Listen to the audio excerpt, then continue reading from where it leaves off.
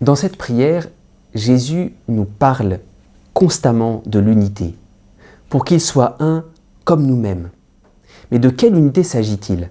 Comme nous-mêmes, Jésus ajoutera un petit peu par la suite, « Comme toi, Père, tu es en moi et moi en toi ».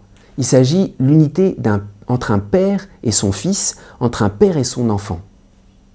Cette unité, elle est très particulière. Par exemple, dans la parabole de l'enfant prodigue, le père est un avec son enfant, ça veut dire qu'il le porte. Le père n'est pas extérieur à son enfant. Et l'enfant prodigue peut se reposer sur le cœur de son père, c'est à ce moment, au moment où il l'embrasse. Alors, Jésus nous dit, l'unité de l'Église, elle est une unité filiale et paternelle. Par exemple, toujours dans cette parabole, le fils aîné n'arrive pas à entrer dans cette unité paternelle.